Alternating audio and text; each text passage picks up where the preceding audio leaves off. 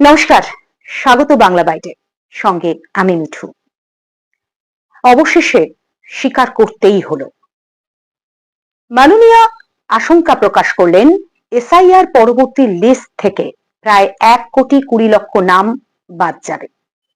তিনি তার সমস্ত শক্তি উজাড় করে দিয়েও শেষ রক্ষা করতে পারলেন না, আটকাতে পারলেন না।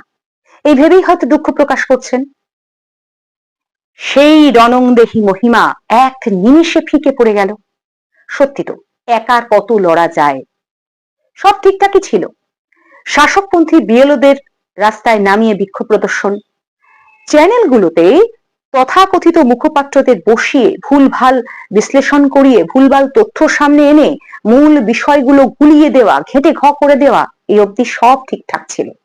কিন্তু গত 25/2/2026 হাওড়ায় প্রকাশ্যে খুনের ঘটনায় অভিযুক্ত হারুন খান সবকিছু ঘেঁটে ঘ করে দিল।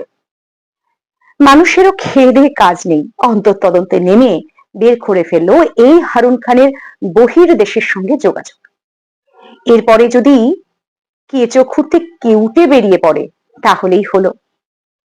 হারুন খানের নাম যদি ভোটার লিস্টে না থেকে থাকে, তো যদি তদন্তে নেমে জানা যায় সন্ত্রাসবাদী রাষ্ট্রের সঙ্গে আমদানির তথ্য, তাহলেই হলো।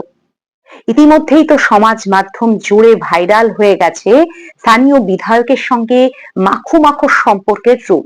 সেটা তো হট কেক এখন। বিরোধীরা তো হাতে চাপ পেয়ে গেল। তাই তো বলি, এসআইআর নিয়ে এত লম্ফঝম্প কেন, এত বিরোধিতা কিসের? এইসব কথার ঝাঁজ সামলাতে তো পাগল হয়ে যেতে হবে। এই একা হারুন খানই না গোটা বিষয়টা, গোটা পরিকল্পনায় জল ঢেলে দেয়। সিকি পয়সার মুখপাত্ররা চ্যানেলে বসে বেফাঁস মাঝে মধ্যেই বলে ফেলে একেবারে অবস্থা কাহিল করে দেয়, বিপদে ফেলে দেয়। তার উপর এখন যা হচ্ছে, এরপর এরা টিভিতে বসতে চাইবে, তখন কি হবে? তবে কি শুভেন্দু অধিকারীর 1 কোটির উপর অবৈধ ভোটারের নাম বাদ পড়ার তত্ত্বই প্রমাণিত হবে? সেটা ভেবেই তো মাননীয়া তার পার্শ্বদের রাতের ঘুম উবে গেছে। একেই কেন্দ্র সরকার এবং নির্বাচন কমিশনের সঙ্গে এই যুদ্ধ খেলায় সিটিংটাও একটু নড়বড়ে হয়ে গেছে।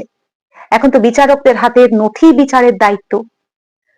এত কিছু একা সামাল দেয়া যায়? বাকিদের আর কি, তারা তো টুপ করে গামছা দিয়ে মুখ ঢেকে অন্য দলে ঝাঁপাবেন। চ্যানেলগুলো কেমন যেন বেসুরো গাইছে, এত বেশি প্রশ্ন করে ফেলছে যে একদিক ঢাকলে অন্যদিকে চাদর সরে যাচ্ছে। আর মূল সেটিং যে দাদার সঙ্গে, তিনিও এখন 4 দিক থেকে জেরবার। একদিকে তো এপস্টিন ফাইল, তার উপর আমেরিকার সাথে ট্রেড ডিল নিয়ে ঝড়, আর সেই সঙ্গে দিল্লিতে এআই সামিটের বিভ্রাট।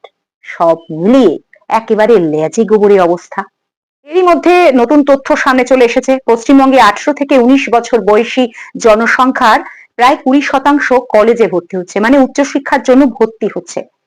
সবুজ সাথী, সাইকেল, ট্যাবের 10,000 এই সমস্ত মেলার পরই পড়াশোনা থেকে ইতি। 2024-25 শিক্ষাবর্ষের থেকে 2025-26 শিক্ষাবর্ষের তুলনা করলে এই উচ্চশিক্ষায় ছাত্র সংখ্যা প্রায় 7 লক্ষেরও বেশি কমেছে। এটা রাজ্য বাজেটের হিসেব বলছে। মানে ডাবল চাকরির ঘোষণার পর ডাবল ছাত্রছাত্রী উচ্চশিক্ষা থেকে সরে আসছে, উচ্চশিক্ষায় আর যাচ্ছে না।